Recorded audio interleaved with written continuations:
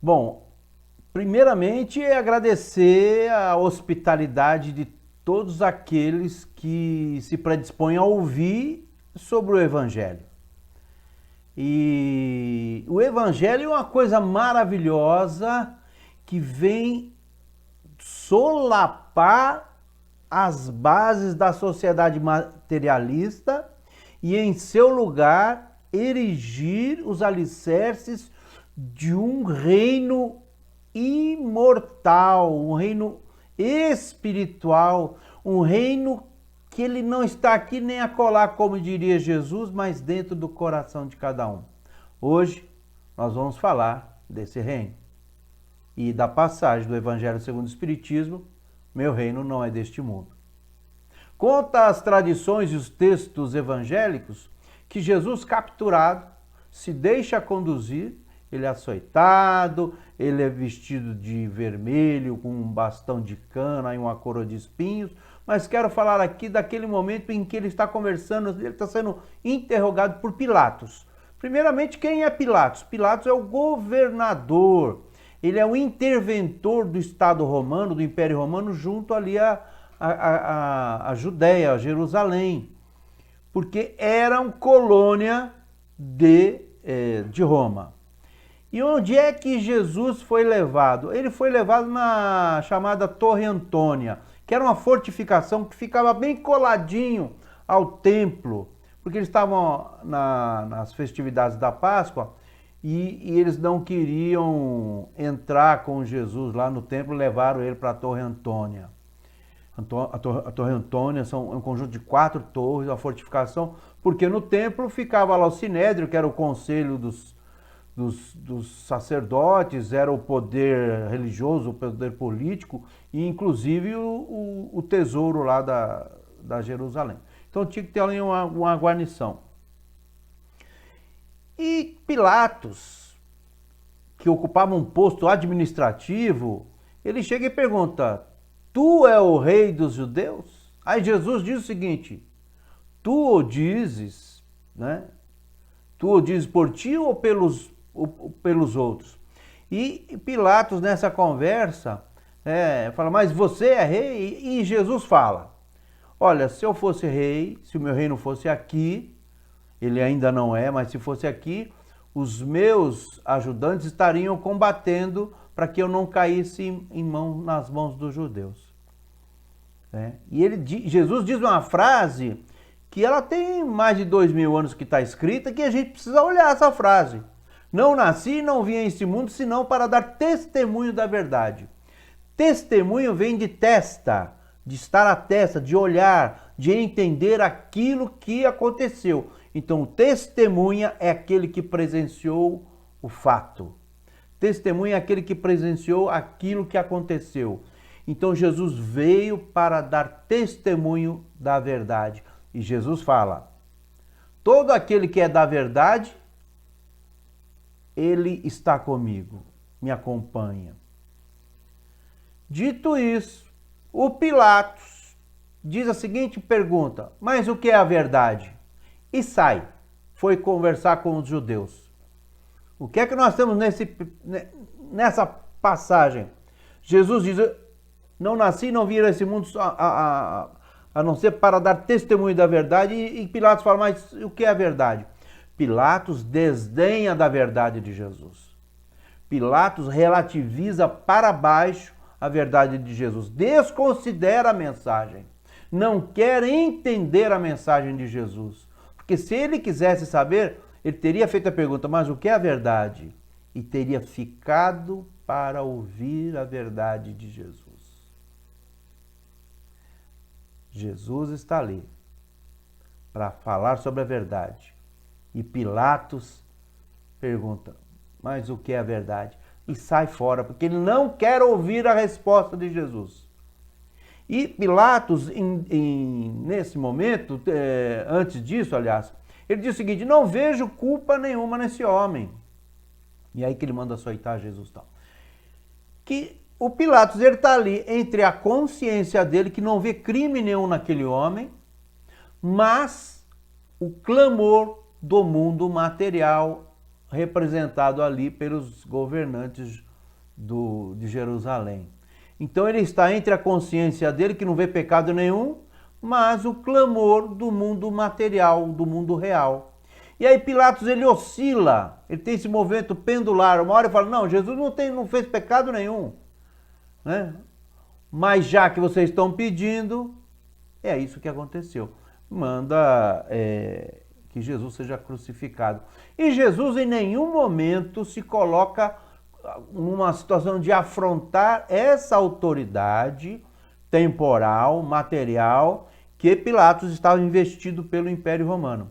Mesmo porque Jesus sabia que precisaria do Império Romano para que a estrutura de organização desse império pudesse dar condições de propagação do seu evangelho, a sua mensagem, a mensagem da verdade. Ele sabia que precisaria das estradas romanas, da legislação romana, da organização do Império Romano que dominava todo o mundo conhecido daquela época.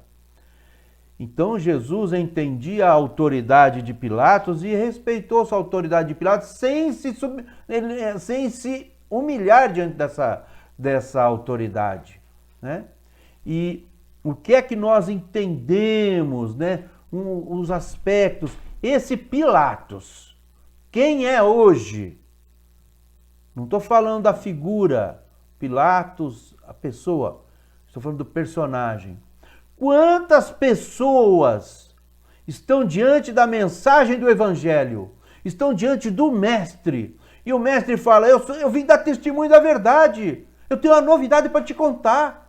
E a chave para isso é que a vida continua após morte. Que a vida espiritual é a chave poderosa que dá entendimento para todo o Evangelho de Jesus. Então Jesus chega hoje. Olha, quero te contar uma novidade. A vida é infinita. Depois da morte tem a vida espiritual, que é a vida verdadeira, e o reino de Deus está dentro do coração de cada pessoa. E quantos de nós, travestidos de Pilatos, falamos para esse que traz a mensagem de Jesus, mas o que é a verdade? Fique com a tua verdade, que eu fico com a minha verdade. E volta para os judeus, volta para o apelo mundano. Volta o seu coração para as preocupações da vida material. E nega a verdade de Jesus. Pior que negar a verdade de Jesus é sequer quis ouvi-la. Sequer quis ouvi-la. Sequer deu atenção à verdade que Jesus trazia.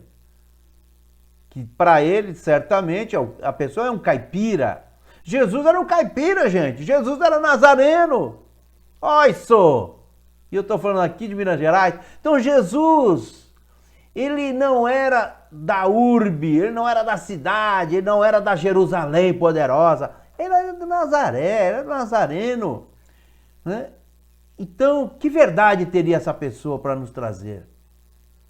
Que verdade tem Jesus? E aí, o que é que nós olhamos hoje? Ah, ele é espírita, só fica falando de reencarnação, de karma. Ah, não quero saber disso aí, não. É o Pilatos, incorporado. Nós que assumimos, muitas vezes, a negativa da mensagem trazida por Jesus. E que mensagem é essa? Que solapa as bases da organização materialista. Vamos ver como é que é esse reino de Deus. Que Jesus fala que não está aqui nem acolá, mas dentro de cada um. É um reino cooperativo. É um reino solidário. Cuja maior sentença, cuja maior lei é amar a Deus sobre todas as coisas. Isso é a vida espiritual. E ao teu próximo como a ti mesmo. E a gente ama o próximo, nós encarnados, na vida material. O nosso lar, como é que o nosso lar se organiza, gente? É um governador e nosso lar é uma colônia. E não é das top, não é aquela, não, é uma colônia, trazido a descrição através da psicografia de Chico Xavier, pelo espírito André Luiz. O nosso lar tem 6 ministérios. Cada ministério é dirigido por 12 ministros. É um colegiado. Tem um governador. Quem lê o livro, quem assistiu o filme, vê olha só a beleza da administração do problema de se morar numa cidade administrada assim. A pessoa está com uma reclamação, vai lá, mas vai lá de 2 em 2. E o André Luiz chegou querendo furar a fila. Não era nem a fila da vacina, mas ele queria furar a fila. Porque ele ainda trazia dentro de si a sua majestade do cargo de eminente médico, sanitarista, tal. Ele queria, não, eu vim aqui, não, pega a fila, filho. E ele foi lá o último, lá com a senhorinha que nunca tinha feito nada. Que ficava no ócio. Que ficava sem nenhuma atividade de colaboração para a vida naquela colônia Nosso Lar. E são 6 ministérios. Eu quero ler aqui, ó. Ministério da Regeneração, do Auxílio, da Comunicação, né? O do Esclarecimento, da Elevação e o Ministério da Vida, da União Divina. E a nossa sociedade aqui é um arremedo, é uma imitação da sociedade organizada no Nosso Lar. E o que é que surgiu primeiro? Nosso Lar ou a civilização aqui na Terra?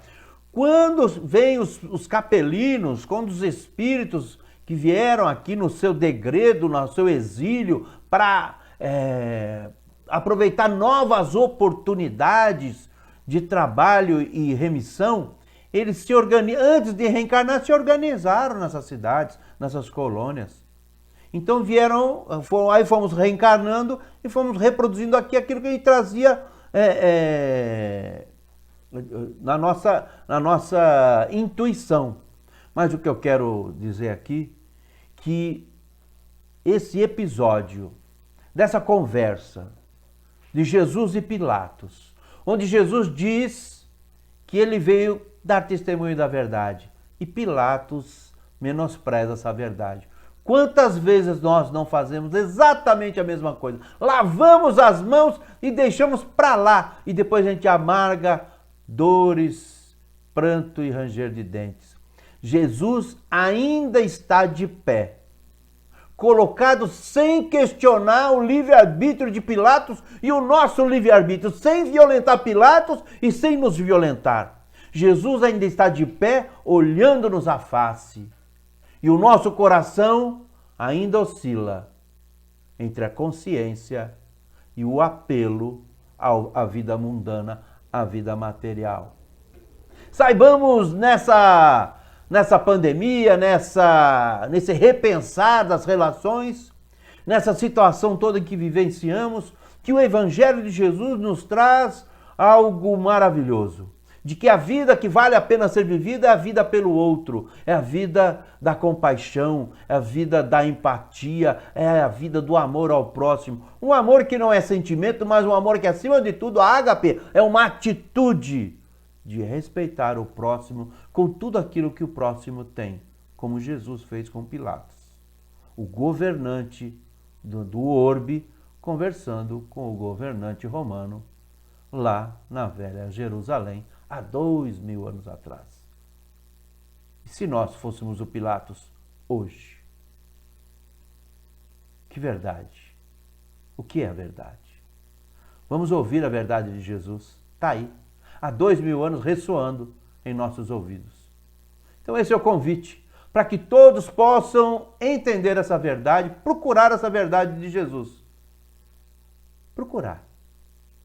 Batei e se vos abrirá, busque e acharás. Ajuda que o céu te ajudará.